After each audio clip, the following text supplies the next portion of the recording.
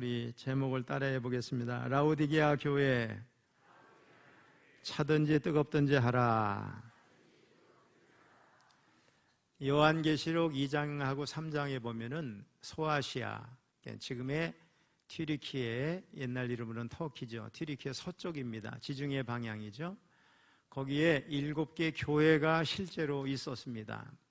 여러분, 저 반대로 생각하면 돼. 이쪽 좌측부터 제가 여러분이 보고 있으니까 이쪽이라고 생각하면 되겠죠.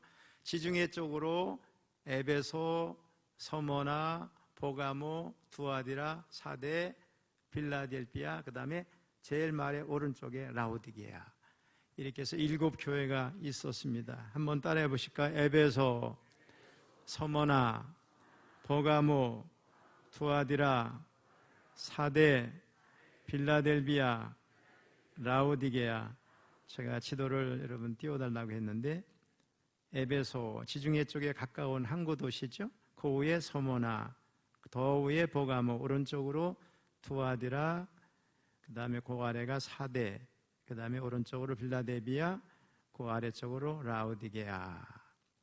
그러니까 지금의 튀르키예 지중해 쪽 방향 서쪽으로 아래로부터 왼쪽 아래서 위쪽으로 올라갔다 내려오는 7개 교회가 있는데, 제가 우리 교회 설립 기념주일 때마다 한 교회씩 다뤄서 오늘 마지막 7전차 라오디게아를 다루게 되는데, 마지막 7번째 교회죠. 이 교회 주신 주님의 메시지가 오늘 본문입니다. 자, 안타깝게도 라오디게아 교회는요, 하나님의 칭찬을, 주님의 칭찬을 전혀 듣지 못하고 책망만 받은 교회입니다. 우리가 안타깝게 여기는 사대교회조차도 조금의 칭찬이 있었는데, 이 라오디게아 교회는 책망만 들었습니다. 그래서 그런지 수많은 학자들은 이 라오디게아 교회야말로 마지막 때의 교회의 모습이 아닌가, 말세의 표상이라고 그렇게 말들을 많이 하고 있습니다. 좀 전에 지도를 여러분 보셨죠? 라오디게아는 빌라델피아 그 위쪽인데, 그쪽에서부터 아래쪽으로 동쪽이죠. 동남쪽으로 72km 떨어진 도시입니다.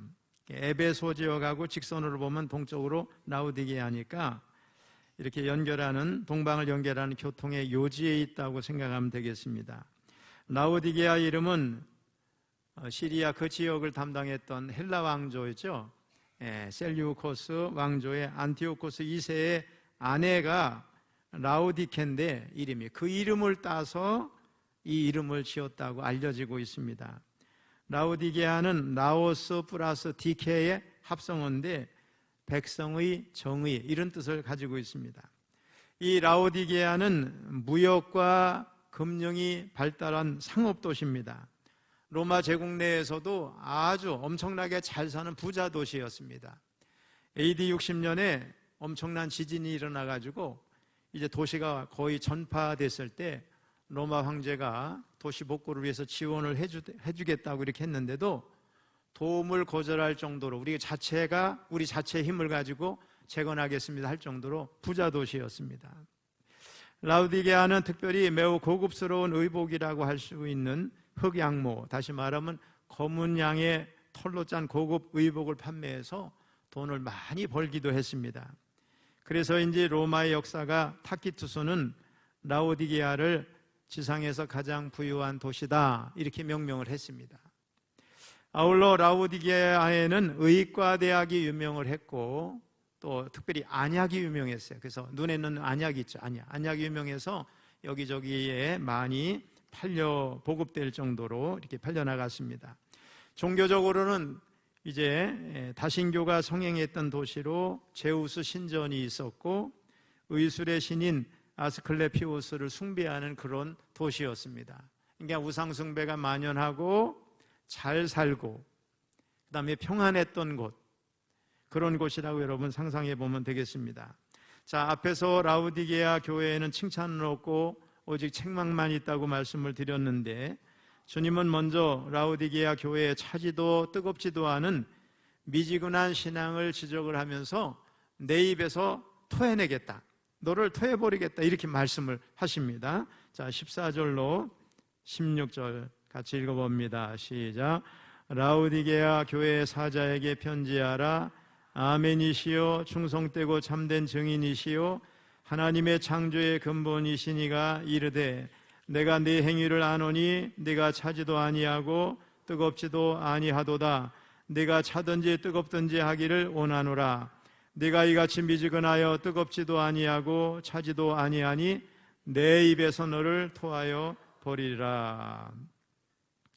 여기 보면 14절에 하나님의 창조의 근본이시니 이런 표현이 나와요.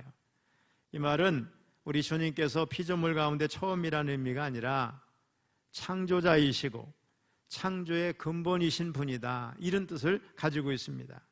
특별히 여기 보면 차든지 뜨겁든지 하라는 말씀이 15절에 나오는데 당시의 지리적인 배경을 우리가 이해를 해야 될 것 같아요. 라오디게아에는 결정적인 한 가지 단점이 있는데 그것은 지하수가 나오질 않아서 물이 항상 부족했습니다. 그래서 라오디게아 위쪽에 있는 유명한 온천 도시가 있는데 히에라볼리, 오늘날에는요 파무칼레라고 그래요. 우리 금년에 우리 지방에서 교육자부가 성지순례를 티리키에 쪽으로 갔는데 이때 파무칼레를 가봤습니다. 자, 여기서 히에라볼리죠. 거기서 수로를 만들어서 물을 공급받았습니다. 자, 티리키의 3대 명소 가운데 하나인데 이 온천물이 흘러가지고 라오디게아 쪽까지 이렇게 오게 되면 뜨거운 물이 어떻게 돼? 거의 식어가지고 미지근해가지고 먹기가 불편한 거죠. 악취가 났습니다. 근데 이 물이 계속 흘러서 골로새 지방 정도 가면 또 다시 시원해졌어요. 한번 이런 걸 생각해 보세요. 그러니까 뜨거울 때도 온천수로 좋고 시원할 때도 냉수로 마시기 좋은데 미지근할 때는 쓸모가 없다는 거예요. 이걸 생각하면서 라오디게아 교회의 영적인 상태가 바로 뜨겁지도 않고 차지도 않고 뭐라고요? 미지근했다는 거예요. 미지근하다고 하는 건 영적으로 무기력한 상태, 생동감이 없는 상태, 청량제 구실을 못하는 상태를 뜻하죠. 그런데 이보다 더 큰 얘기는 뭐냐면 라오디게아 교회 성도들이 자신들의 영적인 상태를 전혀 깨닫지 못하고 있었다는 거예요. 자, 그러면 라오디게아 교회가 처음부터 이런 미지근한 신앙을 가졌을까? 그렇지 않아요. 사도 바울이 이 교회를 처음 세우게 됐는데 처음엔 뜨겁고 열정이 있었던 교회입니다. 하지만 시간이 지나면서 경제적으로 풍요롭고 평안하다 보니까 신앙의 열정을 잃어버리고 말았어요. 그래서 주님은 이런 라오디게아 교회의 성도들에게 미지근한 신앙의 모습이 역겨워서 내 입에서 너를 토해버리겠다, 이렇게 말씀을 하신 거예요. 다시 말하면 뜨겁든지 차든지 하라고 하는 경고의 말씀입니다.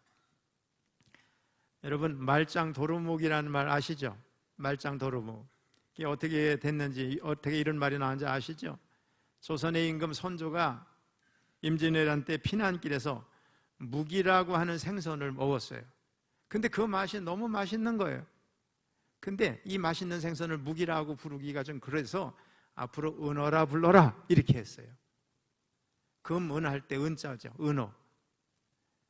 그리고 이제 전쟁이 끝나서 궁궐에 다시 돌아왔죠. 옛날에 피난길에서 먹었던 그 은어 생각이 나는 거예요. 그래서 그걸 좀 요리를 해와라. 그래서 요리를 해다가 임금에게 바쳤는데 그걸 먹어보니까 이게 제 맛이 아닌 거예요. 이게 은어라고 부르라고까지 이렇게 했는데 별로 맛대가리가 없네. 그래서 선조가 그랬대요. 도루묵이라고 해라. 그래서 도루묵이라는 말이 거기서 나온 거죠. 아무 소득이 없는 일들, 헛된 일들을 우리가 통상 속되게 말할 때 말짱 도루묵 이런 말을 쓰는 거죠. 자, 음식이라고 하는 거는 때와 장소에 따라 다르죠. 때로는 집에서 먹는 것보다 야외 나가서 먹을 때 더 맛있고요. 또 배부를 때보다는 어떻게 해요? 배고플 때 훨씬 맛있다는 걸 알 수 있죠. 옛날에 여기 계신 어른들 개떡 많이 드셨죠? 개떡이 개떡 맛이지 뭐 좋은 맛이겠어요. 그런데 가난할 때, 어려울 때는 그게 굉장히 맛있었거든요. 제가 어렸을 때 저희 어머니가 솥단지에다가 그 빵 있죠? 빵을 그렇게 많이 늘 하셨어요. 그런데 그때는 그 빵이 너무너무 맛있었고 참 대단하다고 생각해요. 늘 그런 생각이 있는데, 그래서 이 차를 타고 제 집사람 가다가 호떡집 앞에 빵집이 이렇게 가게 되면 저걸 좀 사자고 해서 사 먹는 경우가 많아요. 근데 요즘에는 빵이, 고급 빵이 얼마나 많습니까? 거기에 비하면 맛대가리가 없는데 그때는 가난할 때 먹을 땐 그게 다 꿀맛처럼 느껴졌거든요. 신앙도 마찬가지라고 생각합니다. 힘들고 고달플 때 더 뜨겁고 열심일 수가 있어요. 예전에 루마니아가 공산주의 국가였을 때 예수를 잘 믿던 어떤 사람이 국경을 몰래 넘어가지고 프랑스로 망명을 했어요. 근데 하지만 그 사람은 얼마 지나지 않아서 루마니아로 다시 돌아갔어요. 돌아가면서 무슨 말을 했냐면 이런 말을 했어요. 여기에 있다가는 내 신앙이 다 죽을 것 같아서 다시 박해가 있는 루마니아로 돌아간다. 우리 성지순례를 가다 보면은 우리 성도님들하고도 같이 갔습니다만 로마의 지하 무덤에서 신앙을 지켰던 카타콤베, 그곳에서 200년이 훨씬 넘는 긴 기간 동안 신앙을 지켰던 사람들, 그래서 많은 기독교 학자들은 역사적으로 가장 정결했던 신앙이 카타콤베의 신앙이라는 거예요. 지금 우리 신앙생활도 그럴지 모르겠다는 생각입니다. 춥고 배고파 가난할 때는 사실 갈 곳이 기도원 아니면 교회밖에 없었어요. 또 세상의 문화보다는 교회 문화가 굉장히 앞섰어요. 여러분 어디 가서 뭐 연극을 하는 걸 하겠어요? 우리 성탄절 때, 부활절 때 교회 생사하면서 주인공도 돼보고 조연도 해보고 또 노래도 불러보고 그렇게 하다가 배우가 된 사람도 많아요. 성악가가 된 사람도 많고. 근데 이제 먹고 살만하니까 갈 곳이 너무 많아졌어요. 어느새 교회마다 금요 심야 기도회, 철야 기도회, 새벽 기도회가 다 죽어가고 있잖아요. 배부르고 등이 따스해지니까 신앙이 미건해졌습니다. 경제적으로 부유해지고 풍부해지니까 신앙이 나태해지고 말았어요.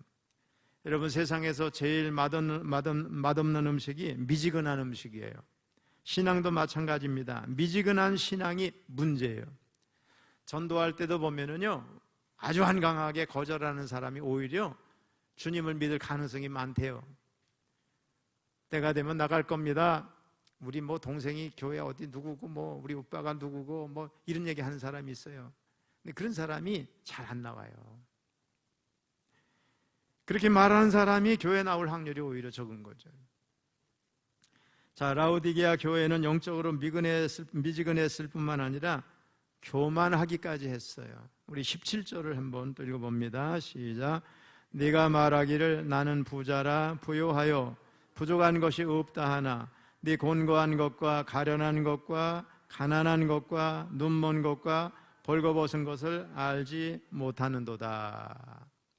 라오디게아 교회의 문제는 주님을 잃어버린 데 있어요. 그 결과 라오디게아 교회는 스스로를 부요한 자로 여기고 부족한 것이 없다고 여겼어요.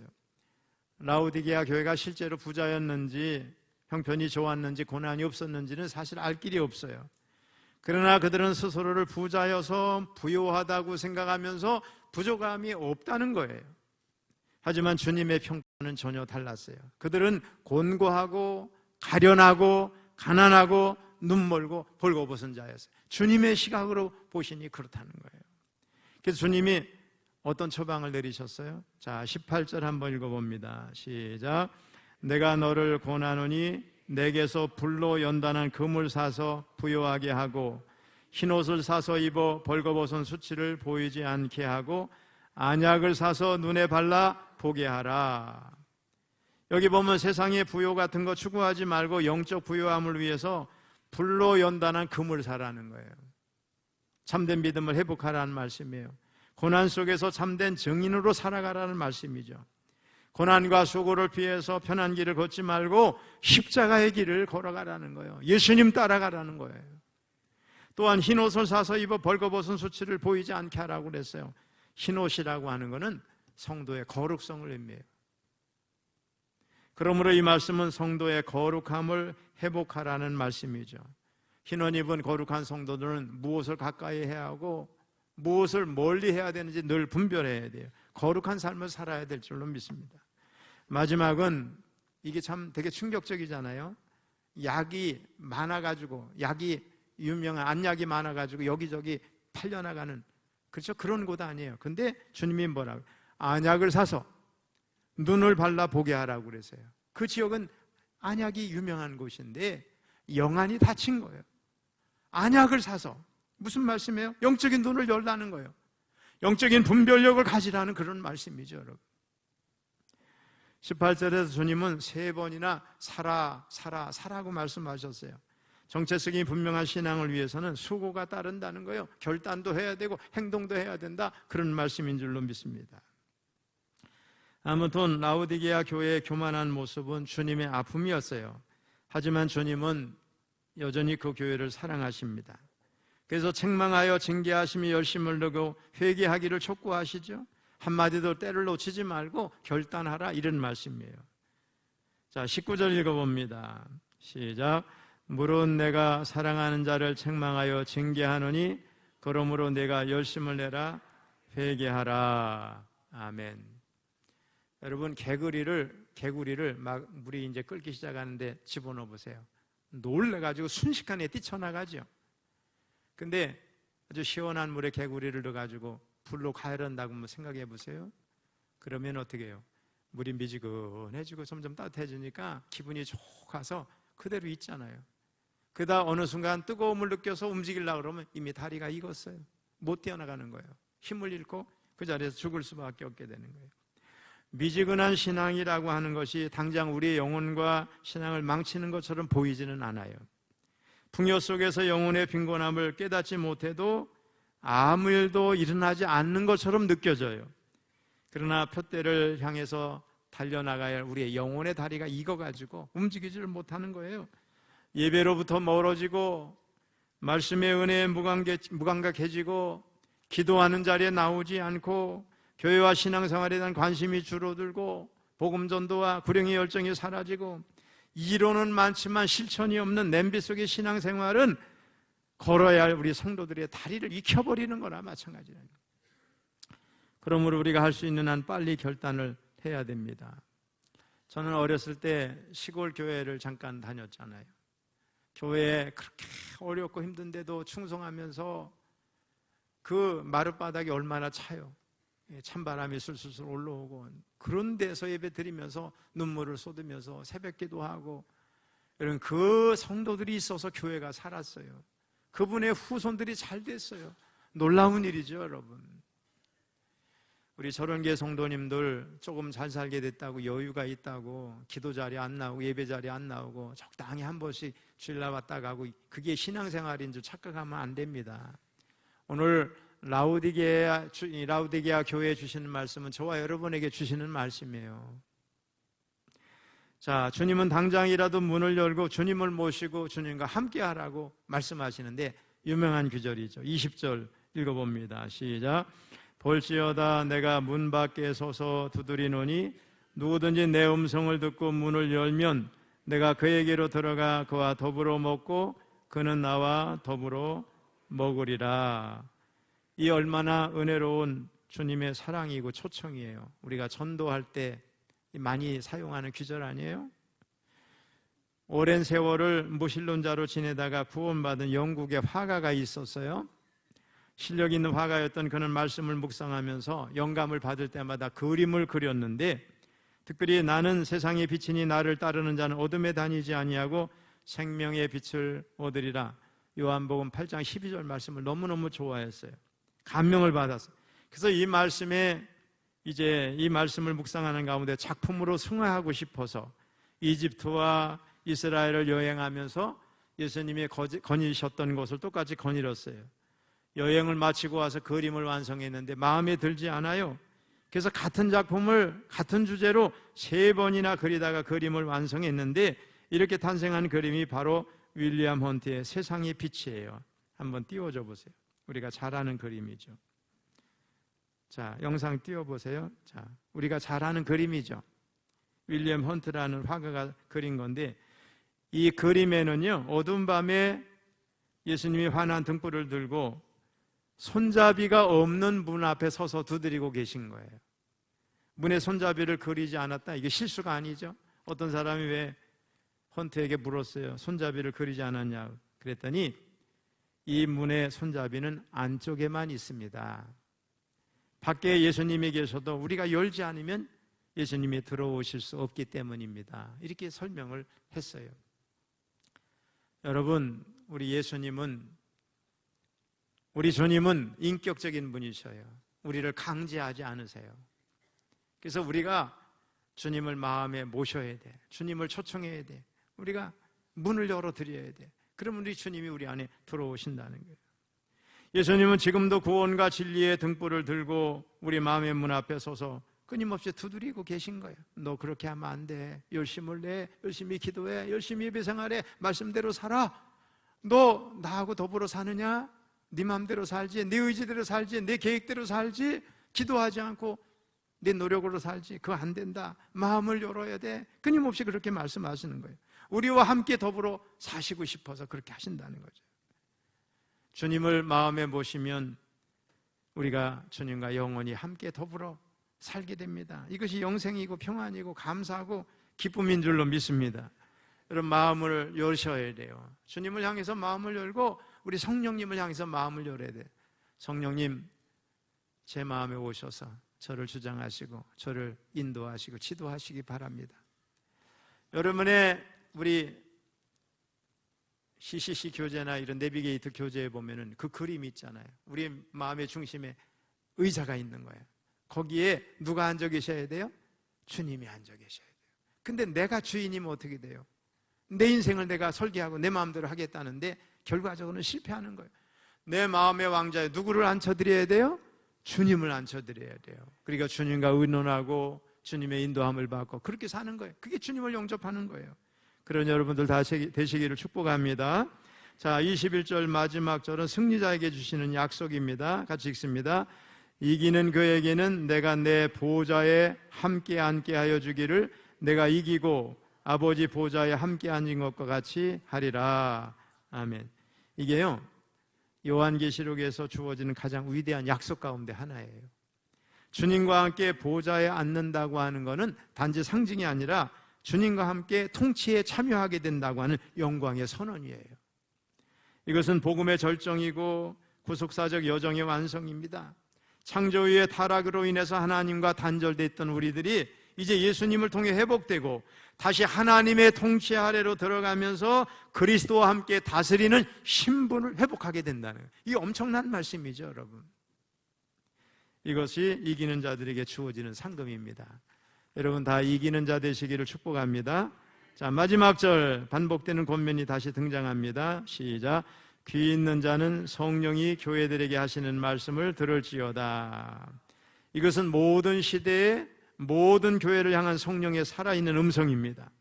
주님의 말씀은 과거의 기록이 아니라 오늘을 살아가는 저와 여러분에게 지금도 말씀하시는 생명의 음성이죠.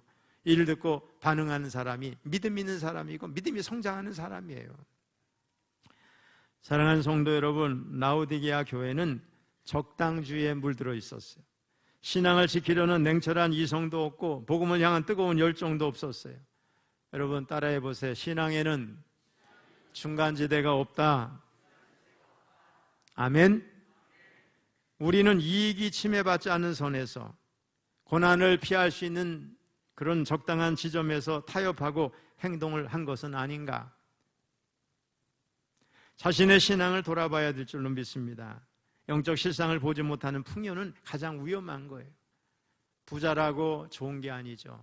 부자라고 나쁜 것도 아니에요. 그 사람이 부요와 관계없이 영적으로 바로 서 있느냐 아니냐가 중요한 겁니다. 종종 좋은 환경이 좋은 신앙을 만든다고 착각하는 사람들이 있어요. 그러나 뜨거운 신앙은 연단을 통해서만 빚어지는 거예요. 고난 없이 순금 같은 믿음은 존재하지 않습니다. 우리가 깊이 기도하고 진심으로 예배하고 전심으로 주를 찾게 되는 시기는 대부분 고통의 때, 절박한 때입니다. 여러분 어려움 당해보세요. 믿음의 사람은 어디로 와요? 교회로 오는 거죠, 여러분. 제가 전에 춘천에서 목회할 때 우리 장로님 한 분이 우리 감리교 신학대학 대학원까지 나왔어요. 전도사로 목회하다가 그분이 이제 댐의 과장인가 이렇게 하시다가 이렇게 다른 데로 정근이 가니 더 공부한다는 게 어렵고 자녀도 있고 가정을 가졌으니 이제 신학을 포기하고 장로님이 되신 분이잖아요. 그런데 제가 부임할 때쯤에 부부가 교회 와서 맨날 철야를 하는 거예요. 왜 교회 와서 그렇게 기도하는가 알아보니까 그분이 퇴직을 했는데 그 퇴직금에 몇 억이잖아요. 아파트 이런 거. 주식해다 다 날렸어요. 근데 너무 감사한 게 절망하기보다는 부부가 어디로 왔어요? 교회로 와서. 그 하나님 앞에 회개하고 신앙회복을 위해서 계속 하루 이틀도 아니고 기도하는 모습을 봤거든요. 믿음의 사람은 어려울 때 주님을 찾는 거예요. 여러분, 저와 여러분 여기 어려울 때 주님을 다 찾았죠? 그때 많이 기도했죠? 많이 울었잖아요. 우리 한국교회가 언제 많이 울었겠어요? 일제시대도 그랬지만 6.25 직후에 많이 울었어요. 교회들마다 저 어렸을 때 보면 부흥회 하면 얼마나 우는지 몰라요. 예수님 십자가에 달리는 영화가 들어와서 교회 상영하면 막 통곡을 하고 막 자기 부모 돌아가신 거 이상해요. 그러고 이웃의 다른 지역으로 가서 또 상영하면 거기까지 쫓아가서 또 보고 또 울고 또 보고 울고 눈물이 마를 새가 없었다니까요. 교회마다. 저는 우리 교회도 그런 교회 중에 하나라고 생각해요. 우리 교회에 기도 많이 하는 분이 저 금악산 올라가서 기도했어요. 기도하다가 성령이 너무 뜨겁게 임해서 주의 종된 사람들이 되게 많아요. 여기요. 우리 교회에는요. 이 뜨겁게 기도하던 교회, 열정이 넘치는 교회였거든요. 우리 이거 회복해야 될 줄로 믿습니다. 새벽 기도하고 열심히 예배하고 열심히 봉사하고 열심히 하는 교회 우리 다 회복해야 돼. 그래서 100년을 향해서 나가야 될 줄로 믿습니다. 우리의 영혼을 가장 뜨겁게 만드는 것은 평안함이 아니라 환난입니다. 그러니 고난이 다가올 때 그것은 반드시 나쁜 것만은 아니죠. 오히려 그것은 다시 뜨거워질 수 있는 하나님의 기회가 되는 겁니다. 신앙의 위기는 겉으로 보이지 않아요. 열심도 있고 프로그램도 있고 사람도 있지만 실제로는 생명이 메말라가는 경우가 많아요. 차지도 않고 뜨겁지도 않은 미지근한 방향성 없는 안정과 그런 자만에서 비롯되는 거예요. 영혼이 없는 열심은 깊은 장과도 같습니다. 정작 필요한 것은 새로운 콘텐츠, 프로그램이나 내용이 아니라 깨어나는 겁니다. 신앙은 온도입니다. 그리고 지금 우리의 온도는 점검이 필요한 줄로 믿습니다. 혹시 여러분 가운데 공고한 분은 주님을 깊이 만나는 계기가 되시기를 바라요. 제가 어제 저희 매형한테 전화를 해서 보니까 3일 동안 병원에서 이렇게 약으로 치료를 했더라고요. 급성 뇌경색이 와가지고 치료를 하고 일단 집으로 퇴원을 했어요. 그래서 제가 기도한다고 전화로 기도할 테니까 들으시라고. 그랬더니 그냥 목이 메어가지고 그러면서 이번에 많은 걸 느꼈다는 거예요. 근데 본인의 형들도 뇌경색으로 한 번은 그 김포에서 아주 엄청난 부자인데도 그분도 이렇게 풍이 와가지고 오랫동안 고생하다 돌아가셨고, 엊그제 저희 매형이 입원하는 날 또 장형이죠. 여기 포천에 이렇게 본가가 이쪽인데 제일 큰 형이 갑자기 또 뇌경색으로 쓰러지셔 돌아가셨어요. 돌아가셨는데도 못 간 거예요, 매형이. 마음도 가난해지고. 그 기도하는데 아직은 신앙적으로 잘 이렇게 서 있지 못하는데도 막 은혜가 되는지 감사합니다. 마음에서 이렇게 막 응답하는 거예요, 기도하는데. 그래서 때로는 하나님이 권고할 때 사람을 부르시는구나. 여러분, 지금 여유가 있다고 건강하다고 자만하지 마시고 오히려 안약을 사서 영적으로 분별력을 가지라고 말하는 거 아니에요. 안약을 사서 발라서. 오늘 말씀을 생각하면서 어려울 때 생각하고 다시 힘을 내고 다시 기도하고 열정을 회복하는 우리 철원교회 성도님들 다 되시기를 주님의 이름으로 축원합니다.